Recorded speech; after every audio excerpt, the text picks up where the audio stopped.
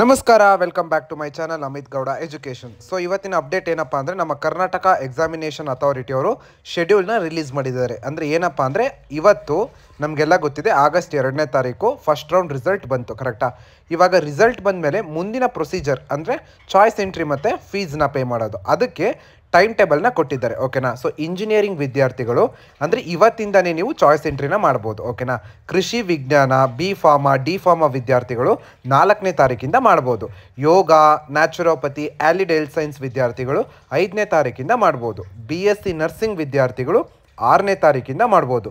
MBBS dental ವಿದ್ಯಾರ್ಥಿಗಳು, homeopathy ಅವರೆಲ್ಲ 7ನೇ ತಾರೀಕಿಂದ ಚಾಯ್ಸ್ ಎಂಟ್ರಿ ಮಾಡಬೇಕು. ಓಕೆನಾ?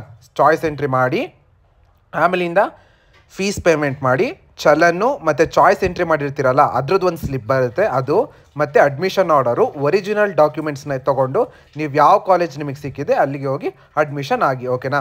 ಸೊ ನಿಮಗೆ ಚಾಯ್ಸ್ 2 ಮತ್ತು 3 ಮತ್ತು 4 ಬಗ್ಗೆ ಏನಾದರೂ ಡೌಟ್ ಇದ್ದರೆ ದಯವಿಟ್ಟು ಕಮೆಂಟ್ ಹಾಕಿ, ನಾನು ಇನ್ನೊಂದು ವೀಡಿಯೋ ಮಾಡಿ ಹೇಳ್ತೀನಿ. ಮತ್ತು ಈ ಚಾಯ್ಸ್ಗಳ ಬಗ್ಗೆಯೂ ಇನ್ನೂ ಏನಾದರೂ ಡೌಟ್ ಇದ್ದರೆ ಅಥವಾ ಏನು ಡಾಕ್ಯುಮೆಂಟ್ಸ್ ತೊಗೊಂಡೋಗ್ಬೇಕು ಅಂತ ಡೌಟ್ ಇದ್ದರೆ ಅಥವಾ ಏನಾದರೂ ಕೌನ್ಸಿಲಿಂಗ್ ರಿಲೇಟೆಡ್ ಡೌಟ್ ಇದ್ದರೆ ದಯವಿಟ್ಟು ಕಮೆಂಟ್ ಸೆಕ್ಷನಲ್ಲಿ ತಿಳಿಸಿ. ಓಕೆನಾ?